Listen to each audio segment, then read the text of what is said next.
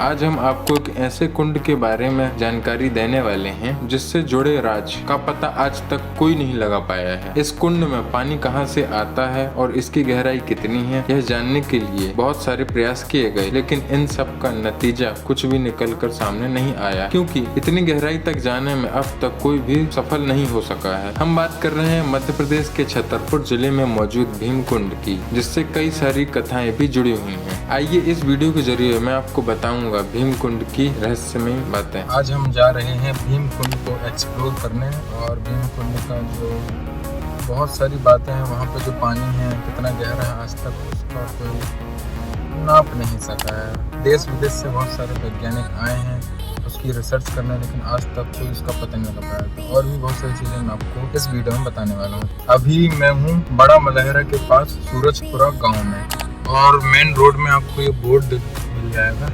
जिसमें लिखा हुआ यहाँ से भीम कुंड है 12 किलोमीटर। ये जो रास्ता जाता है 12 किलोमीटर राइट में, ये है हट्टा रोड। तो हट्टा रोड में जैसे आप जाएंगे तो 12 किलोमीटर आपको भीम कुंड मिल जाएगा। आपने पिछले ब्लॉग में देखा होगा, मैंने जो वीडियो बनाया था जबलपुर से छतरपुर, तो आपने वो ब्लॉग देख ही लिया होगा। तो उसके बाद तो हम ये वाली जर्नी स्टार्ट कर रहे हैं भीम कुंड वाली, और इसके नेक्स्ट ब्लॉग में आप देखेंगे खजुराहो का मंदिर। तो चलिए अभी हम भीम कुंड को एक्सप्लोर करते हैं।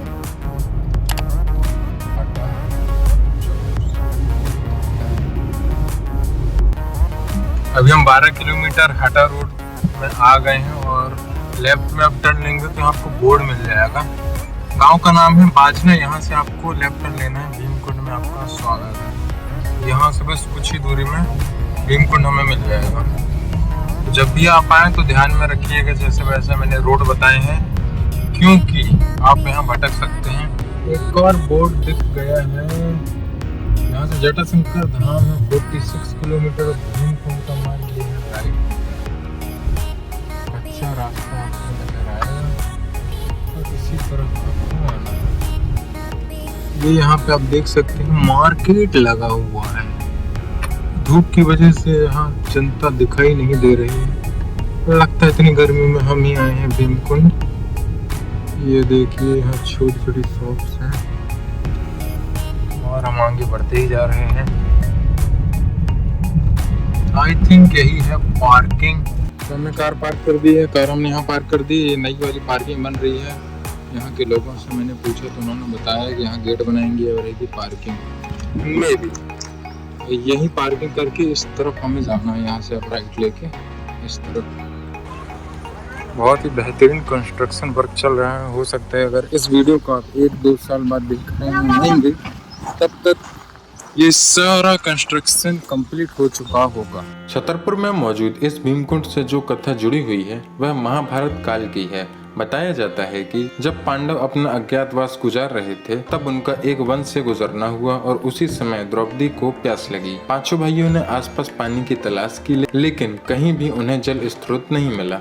इसके बाद धर्मराज युधिष्ठिर ने अपने भाई नकुल को यह याद दिलाया कि उनके पास यह क्षमता मौजूद है कि पाताल की गहराई में मौजूद पानी का पता लगा सकते हैं। अपने भाई की आज्ञा पर नकुल ने भूमि को स्पर्श करते हुए पानी के स्रोत का पता लगाया। फिर भी समस्या जस की तस थी कि आखिरकार पानी को बाहर कैसे लाया जाएगा। कथा के मुताबिक जब द्रौपदी प्यास से व्याकुल हो उठी तो भीम ने अपनी गदा उठाई और नकुल के बताए गए स्थान पर जोरदार प्रहार किया। उनकी गदा के प्रहार से भूमि में बहुत गहरा छेद हो गया और जल दिखाई देने लगा। इस जल की दूरी अभी भी भूमि की सतह से 30 फीट नीचे थी। ऐसे में युधिष्ठिर ने अर्जुन से अब अपनी धनुर्विद्या के जरिए सीढ़ियां बनाने को कहा। अर्जुन ने अपने धनुष से बाण छोड़े और जल स्रोत तक सीढ़ियां बना दी। इसके बाद द्रौपदी की प्यास बुझाई जा सकी, और भीम के गदा से निर्मित होने के कारण इसका नाम भीम कुंड पड़ा। हम अंदर जा रहे हैं भीम कुंड के।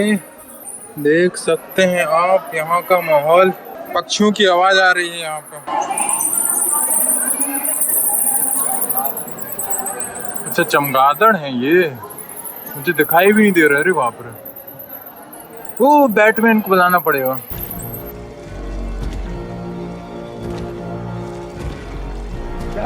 यहाँ इतना शोर हो रहा है मैं बता नहीं सकता, बहुत भीड़ है, और मतलब पूरी आवाज गूंज रही है यहाँ पर। ऊपर से ओपन है, प्रकाश आ रहा है, और ये पानी नीला दिखाई देता है।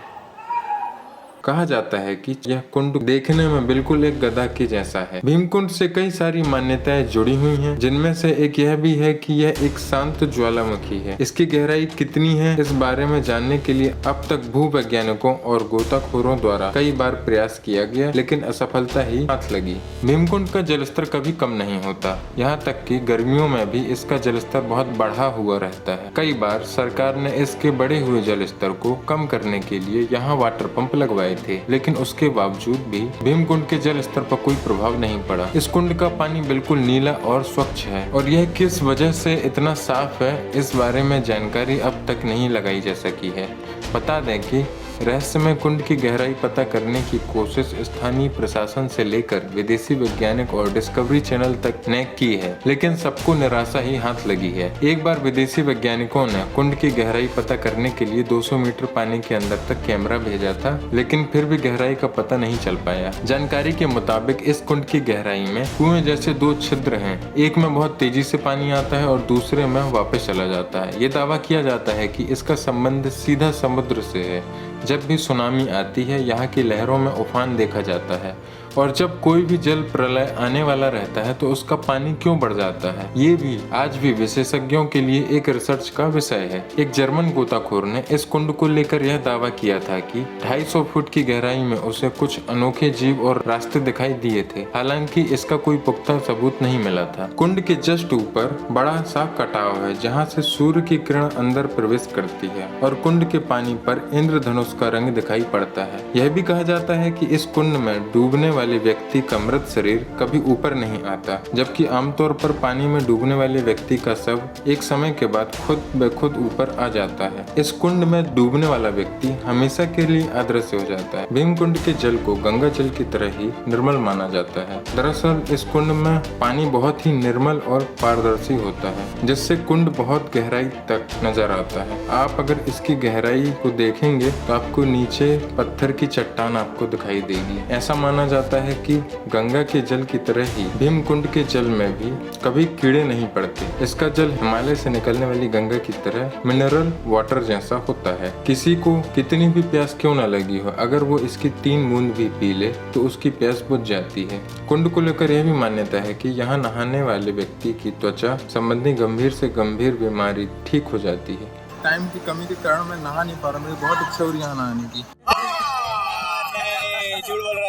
वो फिर भाई लोग चले गए ऊपर, फिर वहां से कूदेंगे, अलग ही मजा है। इसके अलावा इस कुंड को नील कुंड या नारद कुंड के नाम से भी जाना जाता है। यहाँ पर एक गुफा भी है कुंड के जस्ट बाजू में ही। ऐसा माना जाता है कि इसी गुफा के रास्ते से पांडव फॉल गए थे, जो कि पन्ना घाटी में मिलता है। आज तक इस गुफा में 10-20 मीटर से आगे कोई जा नहीं पाया है। बहुत ही शानदार व्यू है, आप सबको यहाँ आना चाहिए। आप अपने दोस्तों के साथ, फैमिली के साथ जरूर यहाँ विजिट कीजिए। बहुत ही बढ़िया प्लेस है। यहाँ भीमकुंड में आप 2 से 3 घंटे का टाइम निकाल कर आइए, क्योंकि जब भी आप यहाँ आएंगे आपका नहाने का मन करेगा, इसलिए 2 घंटे का मिनिमम टाइम रखते हुए और यहाँ आइए और जरूर नहाइए। नहाने का यहाँ अलग ही मजा है। जहाँ भी मैं जाता हूँ मेरे दोस्त मुझे मिल जाते हैं। ये अमरकंटक के खानदान के कुछ दोस्त हैं।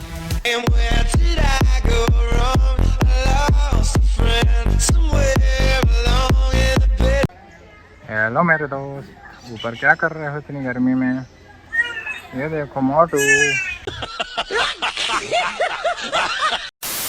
यहाँ पे एक ऐसी मान्यता है कि 18वीं शताब्दी के अंतिम दशक में बिजावर रियासत के महाराज ने यहाँ पर मकर संक्रांति के दिन मेले का आयोजन करवाया था।